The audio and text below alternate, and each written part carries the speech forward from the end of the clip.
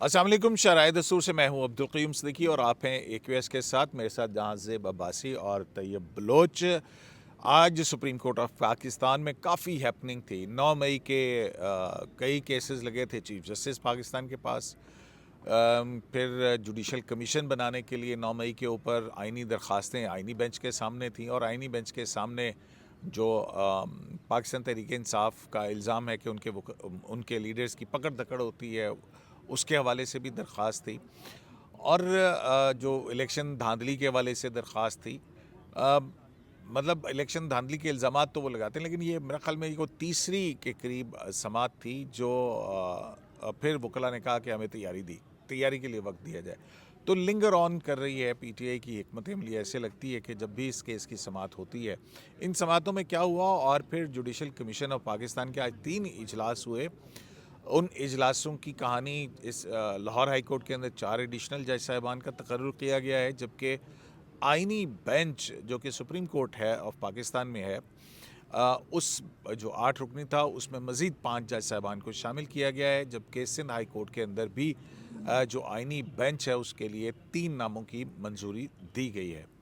یہ نام کیا کیا ہیں اور اہم مقدمات آگے کون سے لگنے والے ہیں، اور آج ان مقدمات میں کیا ہوا، اس پر تفصیلی گفتگو کریں گے۔ ہو سکتا ہے کہ ہمارا ولاگ جو ہے وہ تھوڑا سا لمبا ہو جائے، تو اس جو طوالت ہے اس کی ابتدا ہی میں آپ سے معذرت۔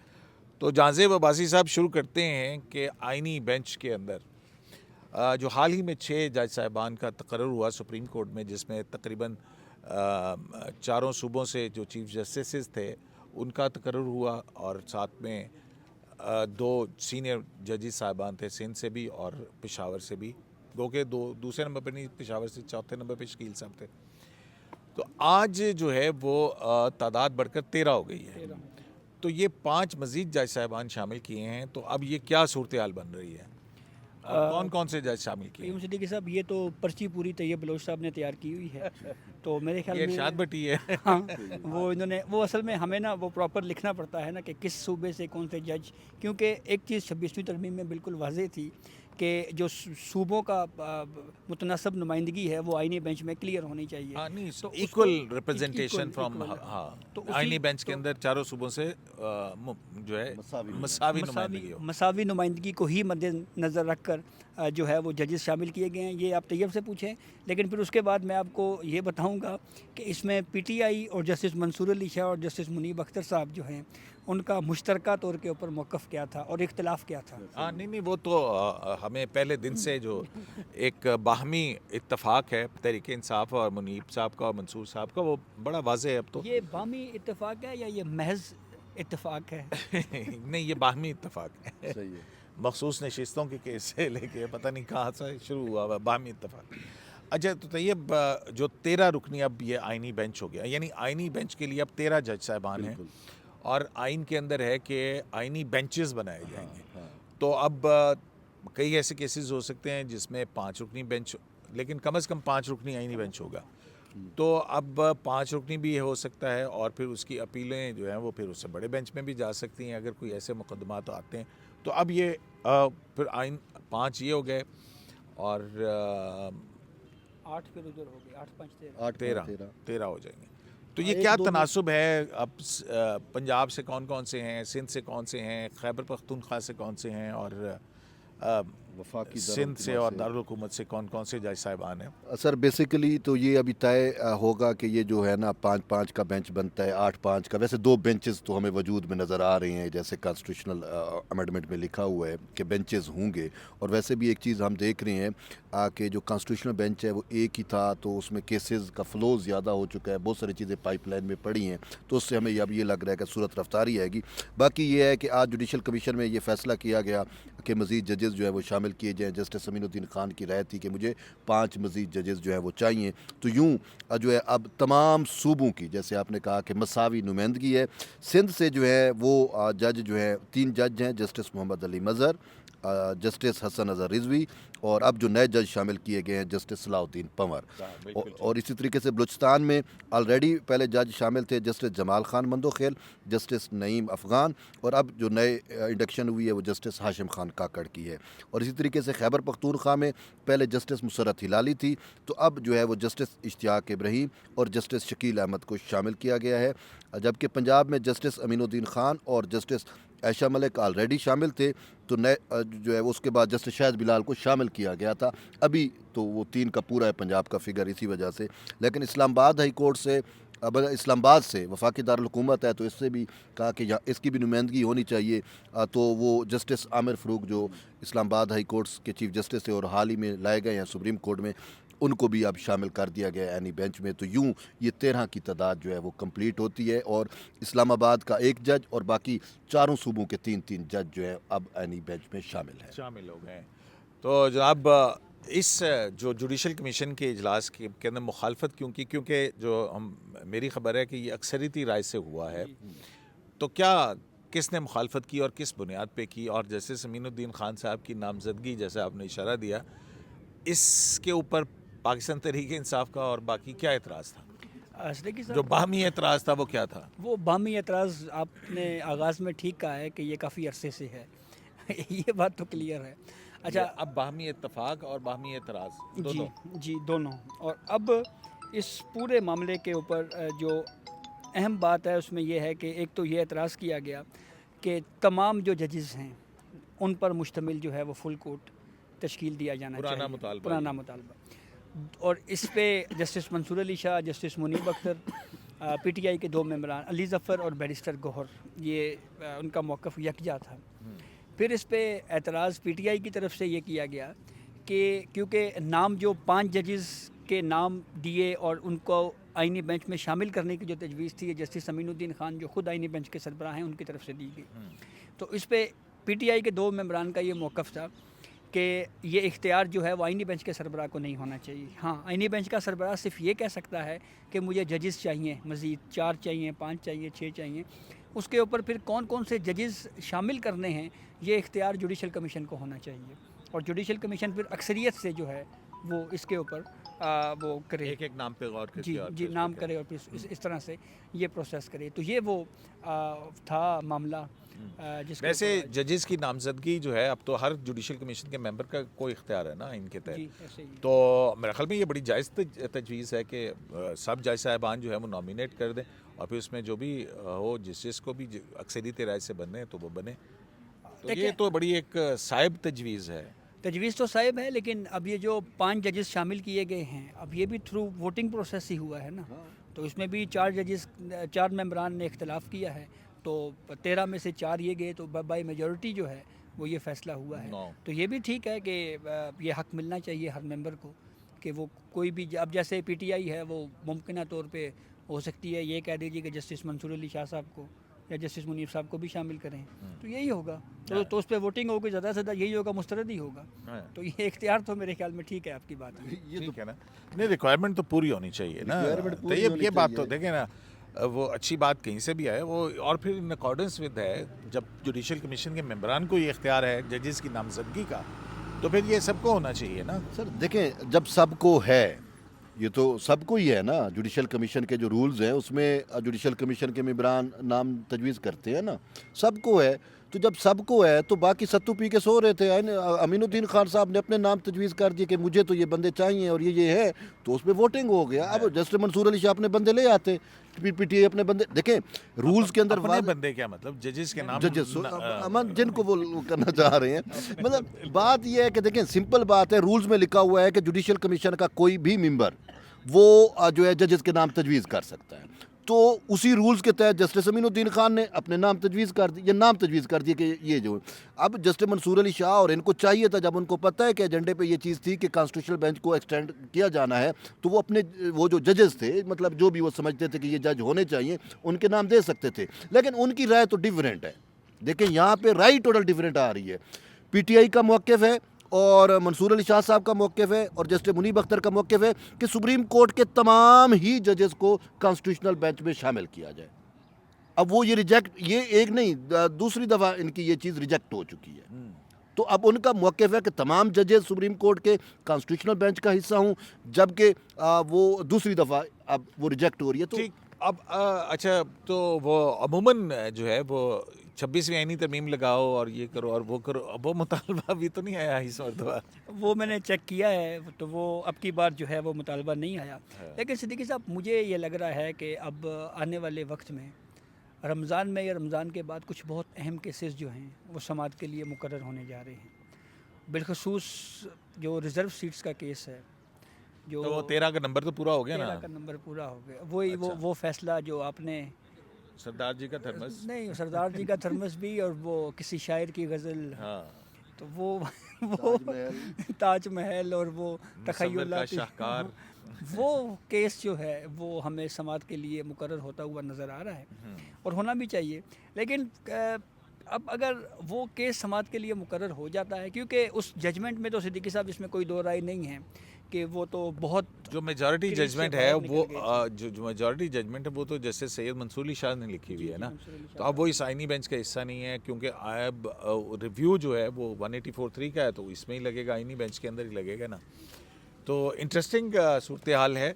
तो सिंध हाई कोर्ट के अंदर भी 3 जज साहबान का आईनी बेंच का फैसला हुआ है। उसमें एक रियाजत अली साहर साहब हैं जस्टिस, और एक जस्टिस निसार अहमद भंबरू हैं, और एक हैं जस्टिस अब्दुल हमीद भरगरी। तो ये 3 जो है नाम, इसका भी फैसला हो गया। और जो लाहौर हाई कोर्ट में 4 एडिशनल जज साहबान आए हैं जो कि डिस्ट्रिक्ट एंड सेशन जजेस के 8 के नाम आए थे, उनमें 4 में से एक खातून है अहबर गुल। वो शायद रजिस्ट्रार भी थी, डिस्ट्रिक्ट एंड सेशन जज भी थी, और रजिस्ट्रार लाहौर हाई कोर्ट थी, उनका नाम मंजूर हुआ है। और बाकी 3 कौन कौन से नाम हुए हैं? एक बाजवा साहब हैं, राजा गजनफर हैं, तारिक महमूद बाजवा हैं और तनवीर अहमद शेख साहब हैं। ये 4 नाम। चलें। और अब बात करते हैं जनाब तैयब बलोच साहब के पसंदीदा केस की।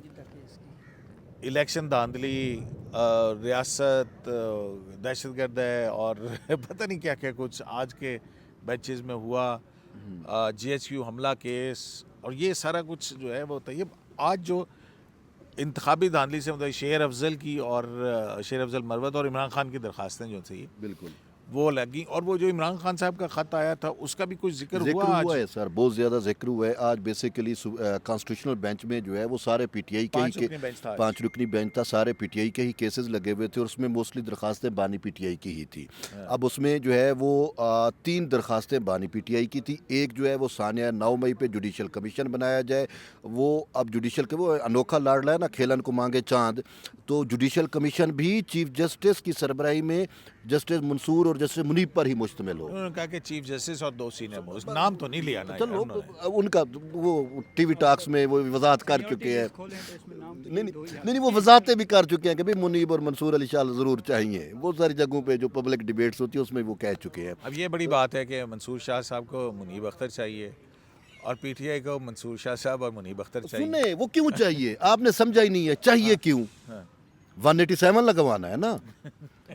आज यही कॉन्स्टिट्यूशनल बेंच ने सवाल किया है कि ये आप जो जुडिशल कमीशन मांग रहे हैं, सुलेमान अकरम राजा जुडिशल कमीशन मांग रहे थे जो PTI के कानूनों की पकड़ धक्कड़ उस पे, तो उन्होंने कहा कि ये जुडिशल कमीशन आप मांग रहे हैं तो ये थोड़ा बताएं कि किस आइन के तहत, किस कानून के तहत ये जुडिशल कमीशन बन सकता है या बनाया जा सुप्रीम कोर्ट सकता के है। पास इख्तियार है। उन्होंने कहा कि आइन के आर्टिकल 187 के तहत। अच्छा, हाँ, तो सही आर्टिकल 187 तो सही मंसूर अली शाह लगाते हैं ना।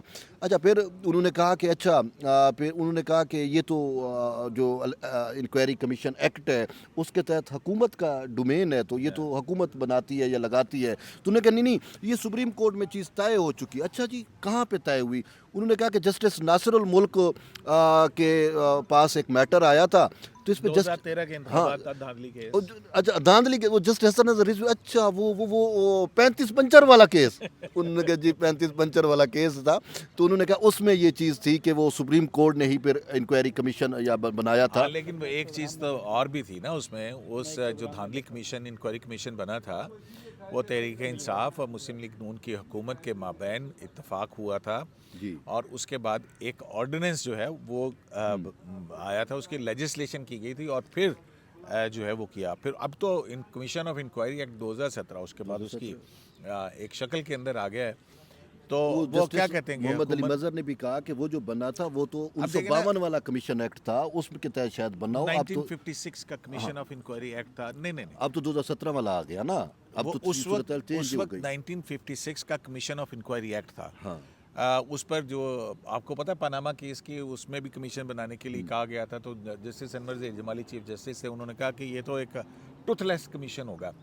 फिर उसके बाद बेंच ने उसको सुना था और फिर पनामा का जो भी मामला हुआ, सही है। फिर ये इंतखाबी धांधली 4 सीटों से शुरू हुआ, 4 नशिस्तों पे आप खोल दो। इमरान खान साहब वो जब गिर गए थे स्टेज से गिरे थे या वहाँ से वापस आते हुए गिरे थे ना, फिर वहाँ पे तो उसके बाद फिर ये कमीशन बना था और उसमें ऑर्डिनेंस के अंदर ये भी था कि अगर मुनज़्ज़म धांधली साबित ना हुई तो फिर इल्ज़ाम लगाने वाले माफ़ी मांगेंगे, जो कि आज तक नहीं माफ़ी नहीं मांगी गई, क्योंकि जस्टिस नासिर मुल्क की सरबराही में जो 3 रुकनी कमीशन था उसने कहा था कि मुनज़्ज़म धांधली के कोई इल्ज़ामात साबित नहीं कर सके। वो फिर बानी पीटीआई ने कहा था वो सुनी उसी में सुनाई 35 बातें पंक्चर थी। थे। नजम सेठी भी पेश हुए थे, क्योंकि नजम सेठी उस वक्त चीफ मिनिस्टर थे ना। बिल्कुल बिल्कुल, उन्होंने कहा था ये सुनी सुनाई बातें थी, तो ये इल्ज़ाम लगा देते हैं। तो इधर भी काफ़ी सुनी सुनाई बातों पे इन्हें दरखास्तें दायर की हुई हैं। अच्छा, तो अच्छा, मैं इसमें वो सुलेमान अकरम राजा ने ये भी कहा, इंडिया की मिसाल दी कि इंडिया में फसादात हुए गुजरात में, तो वो उस पर फिर सुप्रीम कोर्ट ने ख़ुद अपने तौर पे इख्तियार इस्तेमाल किया कि हुकूमत वहाँ पे मुलविस थी फसादात में, तो उन्होंने फिर कमीशन बनाया। तो यहाँ पे भी एक हवाला केस भी था, उसके अंदर भी बना था। अच्छा, हवाला केस की तो judgment ये यहाँ पे सुलेमान अकरम राजा, माजरत के साथ मुझे अफसोस से कहना पड़ेगा कि वो पाकिस्तान तहरीक इंसाफ के सेक्रेटरी जनरल हैं, उनको ये ज़ेब नहीं देता था। आप हुकूमत को बुरा कहें, किसी को भी कहें, कोई मसला नहीं है, लेकिन उन्होंने कहा कि ये हमारी रियासत क्रिमिनल है। ये word quote and quote word, वो आजकल बहुत जज्बाती हुए हैं। अब उनको आपने कॉन्फ्रेंस भी तो नहीं करने दी यार। सर, ये किसने कहा था कि भाई सर जो हमने ताले लगा दो यार। तो वो दफ़ा 144 को उन्होंने चैलेंज किया। यही तो जस्टिस जमाल खान साहब ने कहा ना कि आप कह रहे हैं कॉन्फ्रेंस नहीं करने दी, तो आप दफ़ा 144 को चैलेंज कर लेते। उन्होंने कहा जी वो हम क्या चैलेंज करते, वो तो इवेंट ही गुजर गया, वो तो अदालतों में फिर मामला। उन्होंने कहा भाई आप उसकी वेरीज को चैलेंज कर दें, मुस्तकबिल में भी आपके साथ फिर ऐसा कुछ हो सकता है, तो आप उसको चैलेंज करें। चैलेंज करते नहीं हैं और यहाँ पे आ जाते हैं। तो यहाँ पे भी इस पूरे मामले पे जो है उनके पास कोई डॉक्यूमेंट्स नहीं थे। उन्होंने कहा चलो ठीक है, हम फिर आपको बाद में सुन लेंगे, आप डॉक्यूमेंट्स लेके आएँ और रेलिवेंट डॉक्यूमेंट्स जो है वो हमारे पास हमें जमा कराएं, तो उस पर हम देखेंगे। तो 9 मई पे भी तो जुडिशल कमीशन बनाने के लिए कह रहे थे ना, वो उसका दरख्वास्त का क्या हुआ अब्बासी साहब?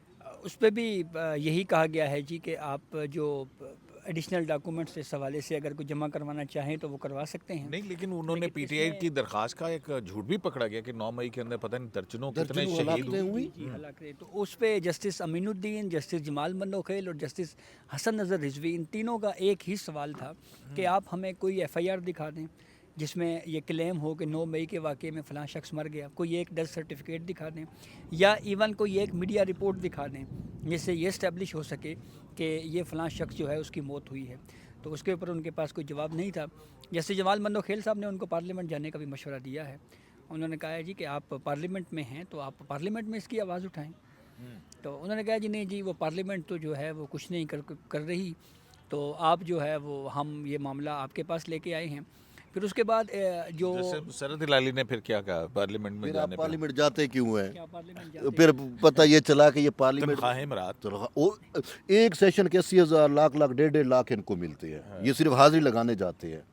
नहीं, एक सेशन के नहीं यार, वो तनख्वाह होती होगी ना, वो टीएडीए तनख्वाह वगैरह के आता है ना। अलावा तनख्वाह तो एक डिफरेंट है। मेरा नहीं ख्याल है कि इतने हर पैसे सेशन लगते के हैं। अलग पैसे मिलते हैं, हर नहीं, इजलास की वो भी एक मिलते हैं। अलाउंस जरूर होता होगा, वो नॉमिनल सा है। वो तो और अभी पीटीआई के बारे में तो यही है पार्लियामेंट ने ना अपनी तनख्वाहें सर, बढ़ाई हैं ना। पीटीआई के बारे में तो ये है कि जब ये इस्तीफे दे चुके थे उस टाइम भी अपनी तनख्वाहें लेने पहुंच जाते थे। तो ये तो इनका हाल है ना। और दूसरा ये है कि देखिए हामिद खान एक सीनियर वकील है। अब अच्छा, उन्होंने सुनी सुनाई बात डाल दी कि डजन्स जो है ना वो दर्जनों हलाकतें हो गई पीटीआई मतलब 9 मई में। अब उस पर उनकी गलत बयानी थी जो कि जस्टिस जमाल खान ने ही पॉइंट आउट किया कि आपने खान साहब ये आपने अपनी एप्लीकेशन में ये चीज़ लिखी हुई है, तो बताएं कोई डेथ सर्टिफिकेट्स वगैरह। तो वो नाकाम हो गया, नहीं दे सके। उन्होंने कहा यही तो हम चाहते हैं कि आप जुडिशल कमीशन बनाएं, इंक्वायरी हो तो चीज़ें सामने हैं। उन्होंने कहा आप इतना बड़ा दावा कर रहे हैं तो आपके पास तो सबूत होने चाहिए, हक़ाइक़ होने चाहिए, कुछ तो आप हमें दें, कोई रीज़न तो दें। और ऑलरेडी आप जिन मामलात को कह रहे हैं वो मामलात तो ऑलरेडी मुख्तलिफ फोरम्स में चल रहे हैं। जब वहाँ पे मामला चल रहे हैं तो फिर आप इस यहाँ पे दहशतगर्दी में भी चल रहे हैं, उधर भी चल रहे हैं, तो फिर ये किस तरह से मेंटेनेबल है? एक और बड़ी और मतलब ये बात भी हुई है कि 9 मई का केस जो है वो मिलिट्री ट्रायल कोर्ट जो है वो केस वो चल रहा है सुप्रीम कोर्ट ऑफ पाकिस्तान में। उसमें आपने सदा की वहाँ पे कमीशन बनाने की इस्तदा नहीं है। इमरान खान के वकील अपने सारे आर्गूमेंट मुकम्मल कर चुके। उज़ैर भंडारी साहब जो हैं, हमने नहीं सुना कि 5 दिन के उन आर्गूमेंट्स के अंदर उन्होंने इसके हवाले से कोई बात की बिल्कुल ही नहीं की। तो यही पूछा। और यहाँ पे हाँ जस्टिस मोहम्मद अली मदर साहब ने उनसे पूछा कि 9 मई का, क्योंकि ये केस हम सुन रहे हैं आईनी बेंच में, तो काफ़ी हद तक हम सुन भी चुके हैं, किसी स्टेज के ऊपर आपने कभी या आपने या आपके क्लाइंट ने कभी ये रिक्वेस्ट की हो कि आप इसके ऊपर कमीशन बना दें? तो उन्होंने कहा नहीं जी, वो रिक्वेस्ट तो हमने नहीं की। तो वहाँ पे भी वो जवाब जो है बस वही था। तो अच्छा, दूसरा, इस इन दरखास्तों के ऊपर अभी रजिस्ट्रार ऑफिस के जो एतराज़ात हैं वो भी बरकरार हैं। हाँ अभी तो इन सब अभी एतराज़ात ख़त्म होने हैं। और फिर मरवत ने क्या कहा? शेर अफजल मरवत के वकील रियाज़ हनीफ राही थे। अच्छा और रियाज़ हनीफ राही साहब ने तो ये कहा जी कि पहले आप मेरी दरख्वास्त के एतराज़ात ख़त्म करें। अच्छा तो आईनी बेंच ने कहा अच्छा चलें, आप बस ये समझ लें हमने एतराज़ात ख़त्म कर दिए हैं, आप मेन दरख्वास्त के ऊपर आर्ग्यू शुरू कर दें। हाँ। तो रियाज़ हनीफ राही साहब ने कहा नहीं जी, वो आप पहले एतराज़ात ख़त्म करें, मैं फिर दलाइल दूँगा। मेरी दरख्वास्त पर नंबर लगेगा तो मैं दलाल दे सकता हूँ, वरना मैं नहीं दे दूँ ना। कि भाई फ़र्ज़ करो हम ख़त्म हो गए, आप हम फैसला आगे करते हैं चलें, मरकज़ी उस पर। उसने कहा नहीं वो तो आगे पीछे तैयारी नहीं, फिर कहता मेरी तैयारी नहीं है। तो हामिद खान साहब की भी तैयारी नहीं थी ना, है। उनकी भी नहीं थी। और हामिद खान का भी यही था, इंतखाबी धांधली और ये सारा कुछ। आपको पता है कि पीटीआई अनफॉर्चुनेटली पाकिस्तान में जितने भी इलेक्शन हुए, मास हुए, जो जिन इलेक्शन में ये जीते, पिछला इलेक्शन जब ये हुकूमत बनी, बाकी सारे इलेक्शन इनको धांधली ज़्यादा लगे। और हर इलेक्शन को इन्होंने कहीं ना कहीं किसी फोरम पे चैलेंज किया। तो बेन ही इसी तरीके से 8 फरवरी को इलेक्शन हुए, तो 26 फरवरी को इनकी एप्लीकेशनें आती हैं सुप्रीम कोर्ट में। अब 26 फरवरी 2024, अब 2025 आ गया, तो साल पूरा हो गया।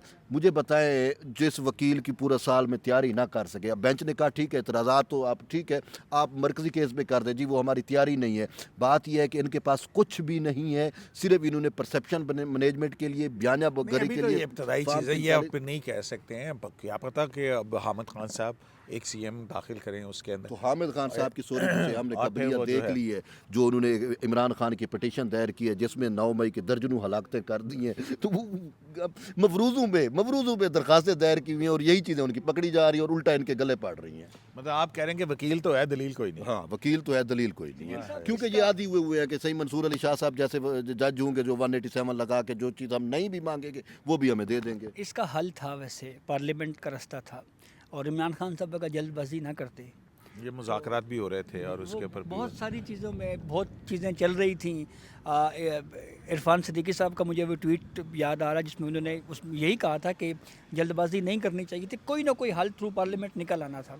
लेकिन अच्छा, अब ये भी बड़ी अजीब कहानी है। वो वक्त जब बैरिस्टर गौहर साहब की आर्मी चीफ़ के साथ मुलाकात होती है, और वो मुलाकात खैबर पख्तूनख्वा की जो सूरत हाल है उसके ऊपर डिबेट थी, तो इन्होंने पता नहीं क्या समझ लिया कि क्या हो गया। तो फिर उसके बाद एक ट्वीट भी आया नून लीग की तरफ से, उसमें उन्होंने कहा जी कि ये खिड़कियां इधर से भी खोल रहे हैं, रोशनदान उधर से खोल रहे हैं, तो एक ही दरवाज़ा रखें। तो इमरान खान साहब के पता नहीं जहन में क्या आया, उन्होंने कहा जी बस मुज़ाकरात ख़त्म। उन्होंने समझा कि शायद साड़ी गल होगी है। बाद में पता लगा गल चल कोई नहीं हुई।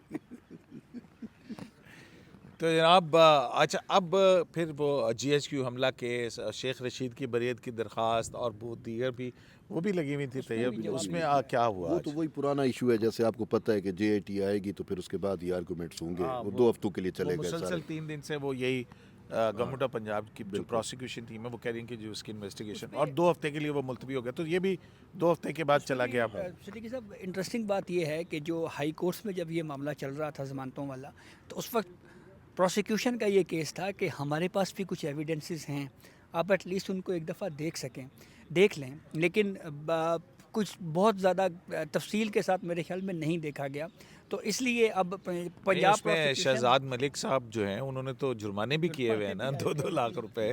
तो अब यही कोशिश पंजाब प्रोसिक्यूशन कर रही है कि हम सुप्रीम कोर्ट में बाकायदा वो सारे डॉक्यूमेंट अदालत के सामने रखें, और फिर उसके बाद देखें कि अदालत आर्ग्यू करेंगे कि कोर्ट किस नतीजे पे पहुंचती है। हाँ, वो एक प्रोसिक्यूटर साहब से बात हो रही थी तो वो कह रहे थे कि तकरीबन 550 मिलियन रुपए जो हैं उनका 9 मई को जो है सिर्फ पंजाब की हद तक नुकसान हुआ था। तो जनाब, शरह दस्तूर से सुप्रीम कोर्ट ऑफ पाकिस्तान के बिल्डिंग से आज की ख़बरें यही हैं कि आइनी बेंच जो है वो अब 13 रुकनी हो गया है। और हाँ, 13 रुकनी आइनी बेंच हो गया। तैयब साहब, मुझे एक बात बताएं कि मखसूस नशिस्तों का केस जो था वो भी उस वक्त जो फुल कोर्ट था वो 13 रुकनी था, तो वो नंबर तो अब मैजिक नंबर तो आ गया है। تو کیا آپ کو لگتا ہے کہ مخصوص نشستوں کا کیس جو ہے وہ اب بس لگنے والا، جیسے آپ نے شروع میں کہا، کیونکہ اس میں منصور علی شاہ صاحب آتھر جج ہیں، آتھر جج کا یہ تو ریویو ہے نا، ریویو لگے گا نا 184(3) میں اور کانسٹیٹیوشنل بینچ میں آئے گا. میں آپ کو یہ چیز کیونکہ ہمارے بہت سارے دوست کیونکہ وہ 185 کی آئی تھی، 199 سے 185 میں آیا تھا، اور 185 سے اب اس کا ریویو جو ہے وہ لگنا ہے. اچھا میں آپ کو بتاؤں، ہمارے بہت سارے دوست کنفیوز تھے، بلکہ ہم خود بھی کنفیوز تھے کہ یہ معاملہ جو ہے وہ کانسٹیٹیوشنل بینچ کو جائے گا یا سپریم کورٹ کی جو ریگولر بینچ ہے وہ سنے گا. اور اس پہ میں آپ کو ایک ایگزیکٹ انفارمیشن دے رہا ہوں کہ کافی عرصے سے پہلے سے ہی آٹو ٹرانسفر جو سپریم کورٹ میں ایک میکانزم ہے کہ کون سے مقدمات کانسٹیٹیوشنل بینچ کو جاتے ہیں. 26ویں آئینی ترمیم کے بعد 199 کی اپیلیں اور 185 کی جو ریسٹرکشن ہے وہ، تو یہ مخصوص نشستوں والا ٹرانسفر ہو چکا ہے آئینی بینچ، آئینی کمیٹی کو آئینی بینچ کو. وہ اچھا ہاں یہ ایک اہم چیز ہے. تو اب یہ چیز طے ہو گئی ہے کہ کانسٹیٹیوشنل بینچ ہی اس کو سنے گا، کیونکہ 184(3) کے بھی اور 185 کے بہت سارے ریویوز سنے ہیں اس بینچ نے. اس کی ایک وجہ اور بھی ہے. آپ کو یاد ہوگا کہ جب یہ 8 ججز جیسے منصور شاہ صاحب نے فیصلہ دے دیا تھا، اس کے بعد ایک لا آیا تھا پارلیمنٹ میں جس میں یہ کہا گیا تھا کہ آپ گھڑی کو ریورس نہیں کر سکتے جو فیصلے میں کیا. تو اس وقت کنٹروورسی یہ کریٹ ہو گئی کہ الیکشن کمیشن نے کہا کہ ہم ایکٹ آف پارلیمنٹ پہ عمل کریں یا آپ کے فیصلے پہ. تو یہ بذات خود ایک کوشچن آف لا ہے، تو اس لیے میٹر آف انٹرپریٹیشن ہے. تو اس لیے یہ معاملہ بھی آئینی بینچ میں جائے گا. اور یہی معاملہ جو ہے اس پہ اسپیکر قومی اسمبلی نے لیٹر لکھا تھا الیکشن کمیشن کو کہ آپ جو قانون ہے پارلیمنٹ کا آپ اس کے اوپر عمل کریں.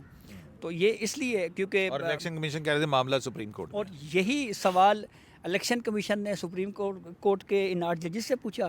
تو انہوں نے چیمبر میں بیٹھ کے بغیر کسی کو سنے ایک طرح سے اس قانون کو ہی اڑانے کی کوشش کی.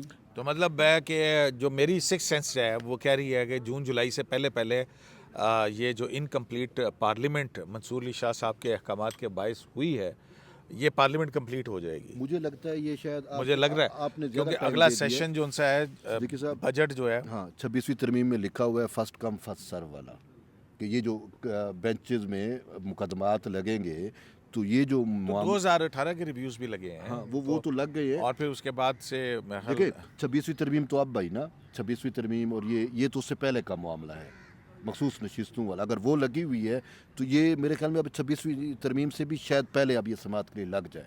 مجھے یہ لگ رہا ہے کہ یہ بہت جلد مجھے لگ رہا ہے کہ مخصوص نشستوں والا لگ جائے گا. میں وہی کہہ رہا ہوں نا کہ اب اپریل تو شروع ہونے والا ہے نا، مارچ اپریل مئی جون کا بجٹ مجھے لگ رہا ہے شاید. اچھا ایک مفروضاتی سوال ہے آپ سے سر، ایک تخیلاتی سوال ہے آپ سے.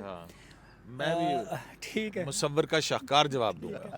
سوال سر تخیلاتی یہ ہے کہ ریزرو سیٹس کیس میں سپریم کورٹ یہ کہہ دیتی ہے کہ یہ سیٹیں جو ہیں یہ پی ٹی آئی کو نہیں جا رہی، فرض کریں، اور کہتی ہے جی کہ یہ حکومتی اتحاد کو دے دی جائیں، 2/3 اکثریت ہو گئی، 27ویں ترمیم بھی آ سکتی ہے. اسی شرارت کے اندر جواب بھی جو ہے نا وہ آپ کا موجود ہے. بالکل جہاں 2/3 اکثریت ہوگی وہاں پہ ہو سکتی ہے کانسٹیٹیوشنل امینڈمنٹ. تو یہ تو کوئی بڑی والی بات نہیں ہے، لیکن کب کرنی ہے، کس نے کرنی ہے، کیسے کرنی ہے، یہ ساری چیزیں دیکھنے والی ہیں. لیکن بات وہیں پہ ہے کہ ساری چیزیں ذرا مناسب طریقے سے ہونی چاہیے. اچھا اس پہ بھی ایک واقعہ یاد آ گیا، وہ اب اگر آپ کاٹنا چاہیں تو اس کو کاٹ بھی لیجئے گا. ہمارے ایک سینئر دوست ہیں، انہوں نے ایک فیڈرل منسٹر سے پوچھا کہ کوئی اور بھی ترمیم آ سکتی ہے آئینی ترمیم. تو انہوں نے کہا جی کہ جب سی سیکشن ہو جائے نا تو پھر وقفہ ضروری ہوتا ہے. کئی لوگ تو وقفہ بھی نہیں ڈالتے. شرائط سے ایک سلائڈ سے اجازت دیجیے.